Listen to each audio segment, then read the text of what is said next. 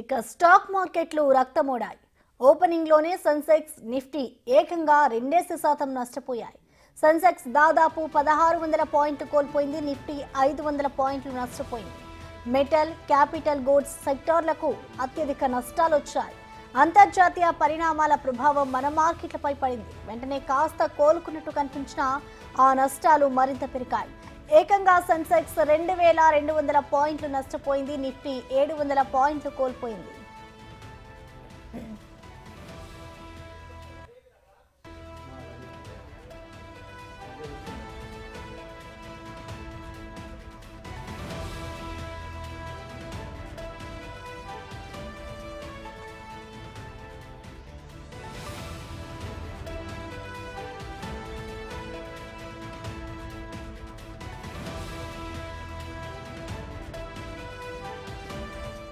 America ఆర్థిక మాంద్యంలోకి జారిపోతుందనే ప్రచారం జరుగుతోంది. జులైలో అక్కడ నియామకాలు బాగా తగ్గిపోయాయి. ఎంతలా అంటే సగానికి పడిపోయింది.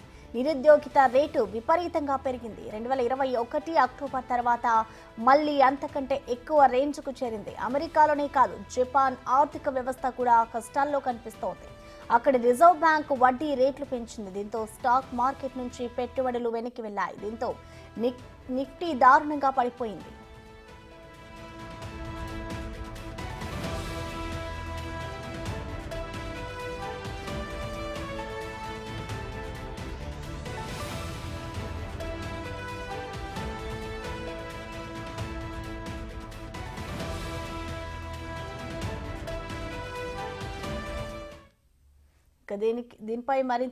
దీనిపై స్పందించడానికి మనకి మార్కెట్ ఎనలిస్ట్ నాగేంద్ర సాయి గారు మనకి అందుబాటులో ఉన్నారు. నమస్తే అండి సాయి గారు.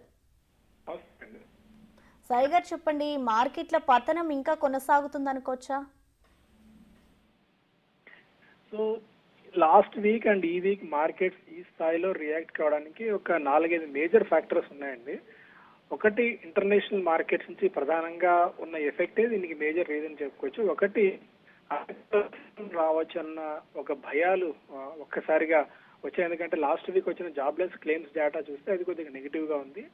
అండ్ దీనితో యుఎస్ లో వడ్డీ రేట్లు పెంచడానికి ఇంతకాలం ఇన్ఫ్లేషన్ పెంచడానికి, ఆ ఇన్ఫ్లేషన్ తగ్గించడానికి యుఎస్ వడ్డీ రేట్లు పెంచుకుంటూ వచ్చింది. అయితే ఇప్పుడు వడ్డీ రేట్లు తగ్గించేందుకు ఫెడ్ సిద్ధం అవుతుందన్న ఒక వార్తలు, అటు ఇరాన్ ఇరాక్ మధ్య యుద్ధ మేఘాలు కమ్ముకోవడము, ఇవన్నీ కూడా మేజర్ రీజన్స్. అండ్ జపాన్ వడ్డీ రేట్లు పెంచడం, ఇవన్నీ కూడా మేజర్ ఫ్యాక్టర్స్ మార్కెట్స్ ఇవాళ ప్రధానంగా పడడానికి. ఇవాళ ఉదయం నుంచి దాదాపు 14 లక్షల కోట్ల రూపాయల market capital, almost 14 lakh crores ఇవాళ మార్నింగ్ నుంచి ఇన్వెస్టర్స్ తమ సంపద కోల్పోయారు.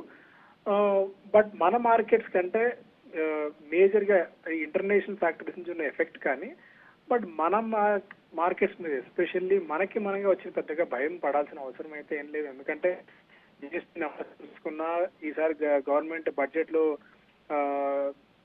చూపించిన లెక్కలు కానివ్వండి, లేదంటే బడ్జెట్ లో వాళ్ళ ఇన్ఫ్రాస్ట్రక్చర్ మీద స్పెండింగ్ కానీ, ఇవన్నీ కూడా మనకు పాజిటివ్ ఫ్యాక్టర్స్ అయితే కనిపిస్తున్నాయి. కానీ బట్ ఇంటర్నేషనల్ మార్కెట్స్ నుంచి ఉన్న మేజర్ ఎఫెక్టే ఈ రోజు మార్కెట్స్ ఈ స్థాయిలో పడటానికి కారణం.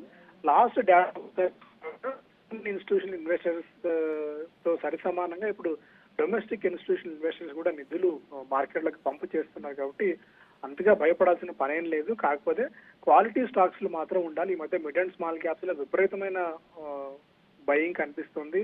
వాటిలో రిస్క్ బాగా ఉంది. కానీ బట్ మేజర్ లో బ్లూ చిప్ స్టాక్స్ లో ఉంటే మాత్రం ఎలాంటి ఇబ్బంది పెద్దగా పడాల్సిన అవసరం అయితే ఏం లేదండి. చూసుకుంటే ప్రెసెంట్ బ్యాంకింగ్ ఇది రైట్ టైం అంటారా, లేదంటే కొన్ని డేస్ వెయిట్ చేయాలంటారండి? సో బ్యాంకింగ్ స్టాక్ జోలికి వెళ్ళకపోవడం మంచిది. ఎందుకంటే ఇవాళ Reserve Bank of India credit policy committee భేటీ కాబోతుంది. ఇవాళ నుంచి 3 రోజుల పాటు ఉంటుంది. 8th reserve Bank of India ఒక కీలకమైన నిర్ణయం తీసుకోవచ్చు. అంటే మేజర్ గా వడ్డీ రేట్ల తగ్గింపుకు సంబంధించి ఒక నిర్ణయం తీసుకునే అవకాశం అయితే ఉంది. బట్ మోస్ట్లీ స్ట్రీట్ ఎక్స్పెక్ట్ చేస్తోంది రిజర్వ్ బ్యాంక్ ఆఫ్ ఇండియా వడ్డీ రేట్లు ఇప్పట్లో తగ్గించే ఈ సెషన్ లో తగ్గించే అవకాశాలు అయితే ఏం లేవు. బ్యాంకింగ్ జోలికి ఇప్పుడు వెళ్ళకపోవడమే మంచిదండి. ఎందుకంటే మార్కెట్స్ బాగా నష్టపోతున్న తరుణంలో క్వాలిటీ స్టాక్స్ కు స్టిక్ అయ్యి లేదు, ఖచ్చితంగా బ్యాంకింగ్ తీసుకోవాలి అంటే మనకి మ్యూచువల్ ఫండ్స్ లో banking and financial services mutual funds select చేసుకోవడం మంచిది. లేదంటే ఇదర్ బ్యాంక్ వైపు వెళ్ళడం మంచిది. చిన్న స్టాక్స్ వైపు యాజ్ ఆఫ్ నో అయితే రిస్క్ తీసుకోవడం ఎటువంటి పరిస్థితుల్లోనూ మంచిది కాదండి. ప్రెసెంట్ చూసుకుంటే ఏ సెక్టార్లు ఫామ్ లోకి వచ్చే అవకాశం ఉందనుకోవచ్చండి? యాజ్ ఆఫ్ నౌ మొన్న బడ్జెట్ అయిపోయిన తర్వాత, బడ్జెట్ ప్రకటన అయిపోయిన తర్వాత రిలేటెడ్ స్టాక్స్ అన్నిట్లో కూడా ఫోకస్ బాగా వచ్చింది. బట్ మొన్న బడ్జెట్ రోజు ఏదైతే క్రాష్ వచ్చిందో, క్రాష్ వచ్చి అక్కడి నుంచి మార్కెట్స్ రికవర్ అయ్యాయో ఆ లెవెల్ కంటే దిగువన ఈ రోజు మార్కెట్స్ ట్రేడ్ అవుతున్నాయి. అండ్ నిఫ్టీ కీలకంగా 24,100 లెవెల్స్ ఇంతకాలం ఒక స్ట్రాంగ్ సపోర్ట్ లెవెల్స్ అనుకున్నాము. 23,968 దగ్గర as of now below 24,000 Nifty trade అవుతూ వస్తుంది. సెన్సెక్స్ కూడా ఆల్మోస్ట్ ఒక 2,500 పాయింట్స్ దాకా నష్టపోవడం చూస్తున్నాం.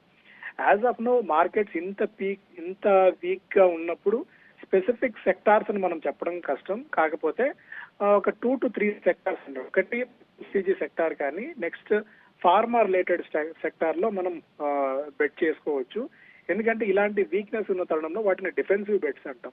అంటే మార్కెట్స్ ఇలా పానిక్ లో ఉన్నప్పుడు, మార్కెట్స్ ఇలా క్రాష్ అవుతున్నప్పుడు మనకు ఫార్మా రిలేటెడ్ స్టాక్స్ లో కొద్దిగా భయంగా ఉంటుంది. ఎందుకంటే వాటిలో ఈ స్థాయిలో పతనం ఉండదు. ఉన్నా సరే ఫార్మాకి అంత నెగిటివ్ ఎఫెక్ట్ ఉండదు కాబట్టి ఫార్మా రిలేటెడ్ స్టాక్స్ ని, ఎఫ్ఎంసీజీ రిలేటెడ్ స్టాక్స్ ని మనం కొద్దిగా దృష్టి పెట్టే అవకాశం ఉంది. అదర్ దాన్ దట్ మిగిలిన ఏ సెక్టార్ తీసుకున్నా కూడా ఇప్పుడు రిస్క్ చాలా ఎక్కువగా ఉంటుంది. సో అందువల్ల స్పెసిఫిక్ గా కొత్త సెక్టార్ జోలికి, మా రిటైల్ బాగా ఎక్కువగా ఉన్న స్టాక్స్ జోలికి వెళ్ళకపోవడం మంచిదండి. ఈ రోజు పతనంతో ఇన్వెస్టర్స్ కి ఎంత నష్టం వచ్చి ఉండొచ్చు అనుకోవచ్చండి? ఈ ఒక్కరోజే ఇవాళ మార్నింగ్ నుంచి మనకి మార్కెట్ స్టార్ట్ అయినప్పటి నుంచి ఈ లాస్ట్ 2 hours లోనే మనకి 14 lakh crores అండి, అంటే 14 లక్షల కోట్ల మార్కెట్ క్యాప్ హరించుకుపోయింది.